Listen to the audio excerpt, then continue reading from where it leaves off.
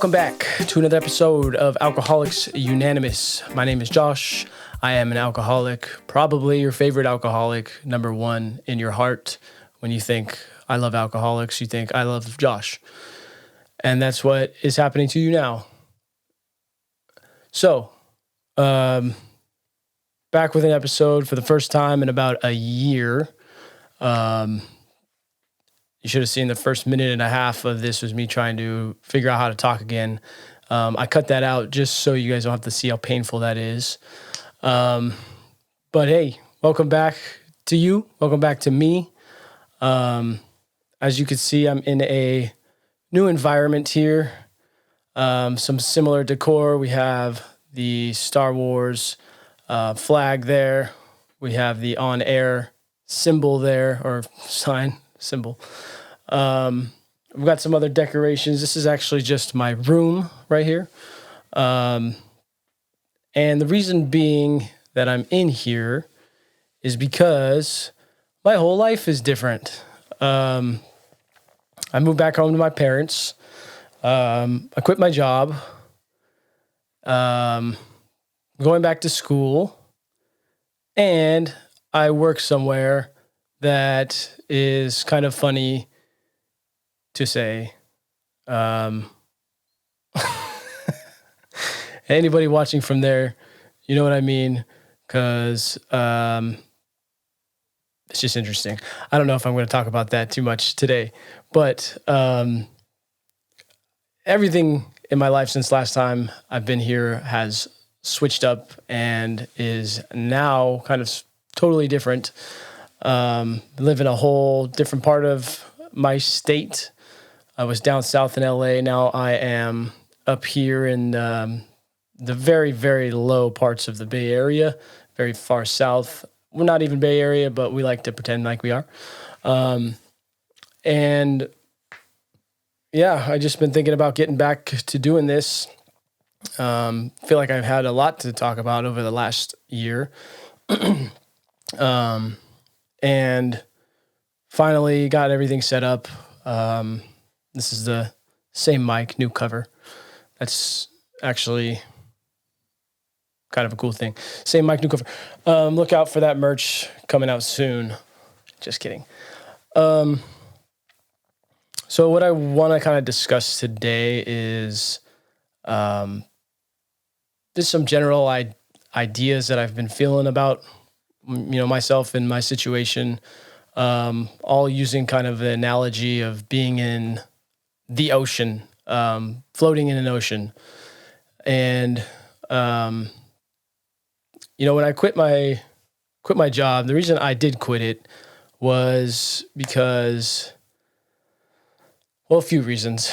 I was in a management position before I got laid off. And, you just said, Josh, but you just said you quit. Yeah, I'm getting there. Okay. But I got laid off from my job, that I really liked. And I was in a management position. So I was a people leader. I had people underneath me that looked up to me. I had people above me that, trusted in me. It was a really good situation. I feel like I'm at risk of sounding weird. I kind of am a natural leader. Things just sort of happen that way. Kind of takes me in that direction, seems like all the time. But I got laid off and I spent probably about 8 months looking for a new job. The market was kind of crunched at the time. It was, I used to work in tech sales and sales in general, and everything was kind of just crunched. So lots of people were lots of companies were laying people off.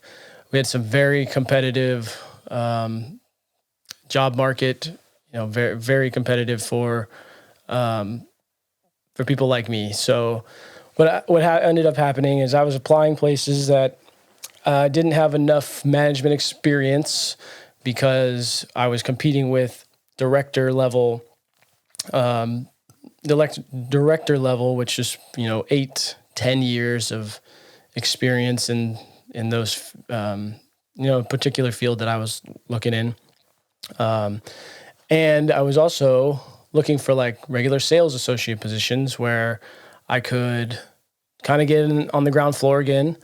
But even those places weren't really trying to hire someone like me, just because I had been off the phones consistently for so long, which is kind of dumb because I was on the phones and stuff still for a long time while as a manager.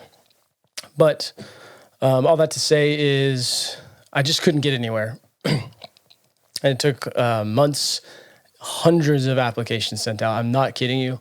Probably 400 applications sent out. And I maybe got, I don't know, 8 callbacks. And basically none of those went past the first round of interviews.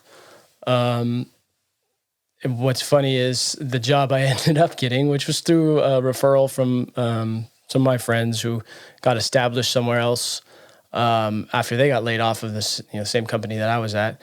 They extended that out to me. I ended up interviewing, and I did get that job, and it was the only one I actually didn't apply for. So I never got a job I applied for during that whole search. But I got that job, and it was a sales associate position. Basically, I forget what the title was called exactly, but all I was supposed to do was just dial. I didn't have a book of business that I was bringing over, so it was a lot of cold calls. And if you're not in sales, you hear the term cold calling. It's like, oh God, that sounds horrible. And it is. It's horrible. You just call people and get rejected and rejected and rejected and rejected. And you have to push through it. 150, 200 dials a day is not uncommon. And the people that you do get don't want to talk to you. They're going about their day. They have their stuff set. They don't want to hear about what you got to say. They're only happy if you call, if they reach out and, try to contact you.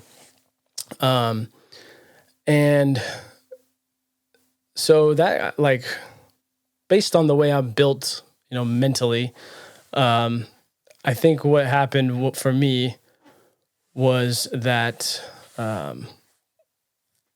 it just took a toll on me. I don't deal with the rejection well, which, say what you want, that is something I should work on, definitely. But at the same time, it was just too much. It was overwhelming. I couldn't handle like the over and over and over and over rejections. And unfortunately, that really took a toll on me. So I quit. My lease was coming up at my apartment anyways. So I wasn't going to be making enough money to really keep that one going, which sucked. So really the only option I had left was to kind of, no, I don't want to say tuck my tail between my legs, but turn home and try to regroup here. Fortunate enough to be able to. But that being said, like, getting back to the ocean metaphor, that whole time felt like I was just treading water in the middle of an ocean with no land in sight, no sense of direction, nothing really that I could call a waypoint or anything like that. And I've had this like daydream when I'm in these mental states that it is just like just barely keeping my head above the water, sometimes going under, coming back up for air. It's just a thing that I feel like happens if I let it get there.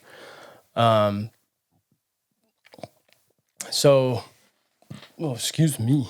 And when that happens, like, dude, I don't even feel like me. I don't even feel like a person, really. I kind of feel like a ghost. I feel like I'm not I'm not there. I don't think if it feels like people don't see me. Feels like I don't even see myself really for the most part. But I think that kind of thing is tough to deal with when you feel like you're on your own.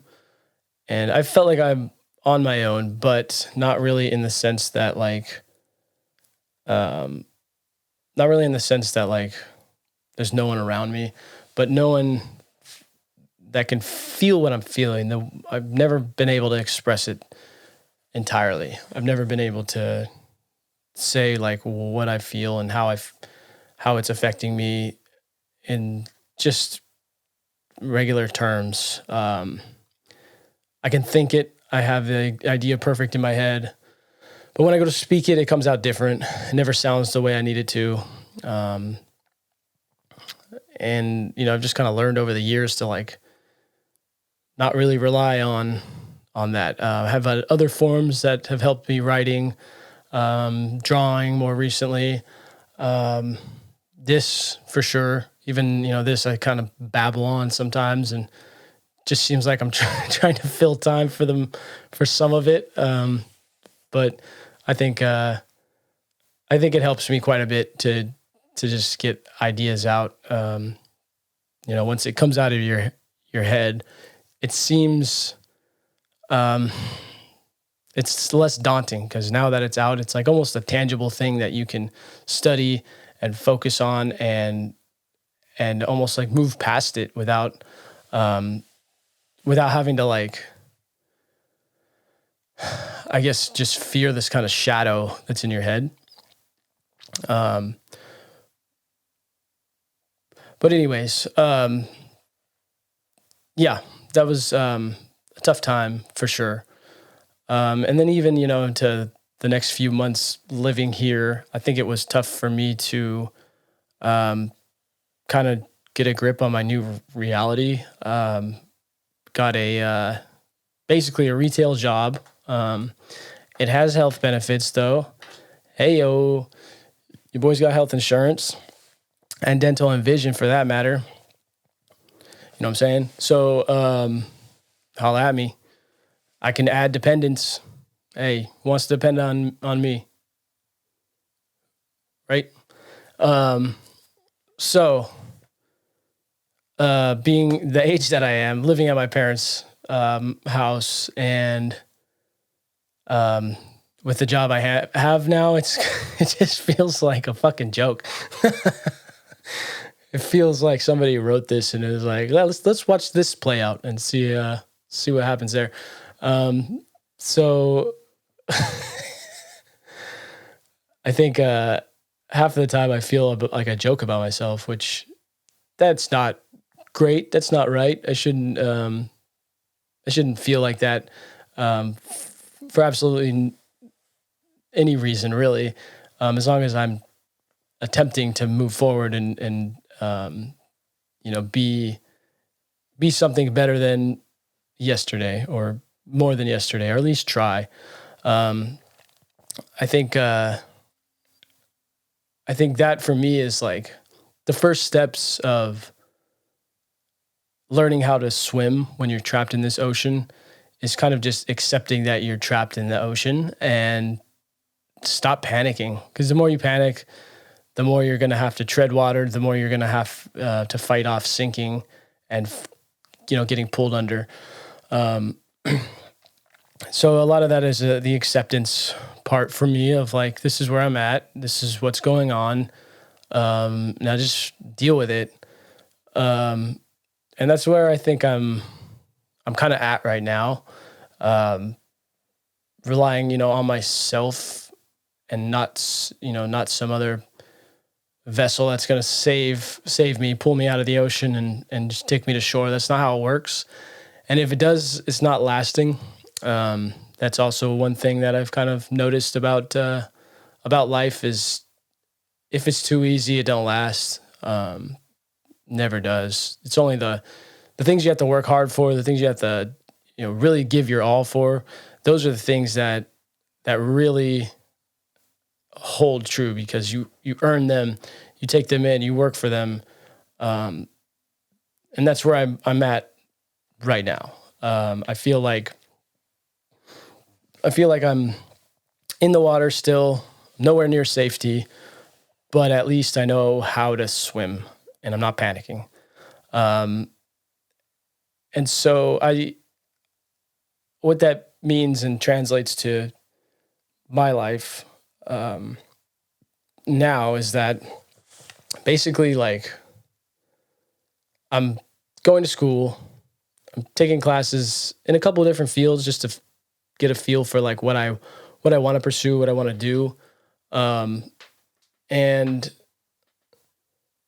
the only thing that kind of matters to me right now is like finding the direction, finding where there's land, and swim that way. So right now I'm still kind of figuring that out, where I want to be, what I want to do. I'm dabbling around with the idea of psychology, because who wants, who doesn't want a mentally damaged psychologist to help them? Which a lot of people probably do, because I'm not so damaged that I can't come back from the land of the lost, but I've been to the land of the lost, and I can tell you what to expect and how to get through it. I think that would be a good place for me. I could help a lot of people. I have a lot of experience in this, obviously. I have a lot of insight, and I'm not afraid to dive into the reality of the situation, the realness as well, I guess, like just being okay with facing fears, something that hasn't always been the case with me. But I think it is more recently now something that I'm able to conquer without really much struggle or hesitation. And so I got to figure out that path. I got to figure out what's next, because no movement is worse than, or any movement is better than no movement. No movement, I'm just going to sink to the bottom, get eaten by some sort of shark, I guess. But yeah, movement. Got to keep moving. It's like Dory from Finding Nemo. Just keep swimming. Just keep swimming. She can't even remember 10 seconds in the past. So if she can make it, she can survive, then surely I can. But her lesson holds true. Just keep swimming. If you're in the middle of the ocean, any direction is probably safe to go, if you don't know. But once you're on your way, like that's kind of the thing I need to do a little better, is recognizing signs and kind of things along my path that lead me to the right destination. They say it's the journey that's more important, not the destination. But in this case, the destination for me is just feeling like, okay, now I can approach life a little more confidently, be able to take each step with the assurance that I'm taking the right step, and just being tenacious with it, I guess, and not looking back. So that's where I'm heading towards. I am also on this new medication, and it really has helped in a couple different ways. What it has done mostly for me is alleviated a ton of anxiety. I don't think I realized how much anxiety I was holding on to on a day-to-day basis, just living throughout my day. And it was just kind of normalized for me. And then once I got on this medication, there was like this just tension in my chest that was lifted that I didn't even know was there. Like when I was really anxious, I could feel it. but I didn't realize how much was just sitting there at my normal state. And so, yeah, I got on this medication, and it's really helped kind of to alleviate that, which that in turn led a lot into my depression and ability to do anything like constructive or something healthy for myself. It just wasn't happening. But now, like for instance, got all this set up. I'm actually recording it. I'm actually doing it. Like, so, props to me. And yeah, that ball of tension is gone, which has alleviated a lot. So the possibilities, I feel, are pretty endless at this point, of where I can go, what I can do, and where I end up. Like, that's just pretty much it. Let's see, what else do I have to say? I don't know. I feel like this was a good kind of reintroduction to the podcast. I'm planning to do a lot more. I don't have a schedule figured out, which is probably best if I do. I used to just kind of wing it. But when you wing it, you don't always do it. And as you can tell, I've taken huge breaks off. I started this podcast in 2020, and I've got 12 episodes. So it's a total of 3 a year. And going on to this one, even less. So hopefully I can change that a little bit. I was hoping at least, from here on out, like two for March, 2 for April, so on and so forth. Maybe more. We'll see. I already feel more comfortable at the end of this than I was at the beginning. So hopefully that'll continue. But yeah, I just wanted to check in and say hello to everybody again. Thank you for anyone who is listening. Appreciate the support as always. Yeah, I'll see you guys in the next one. Peace.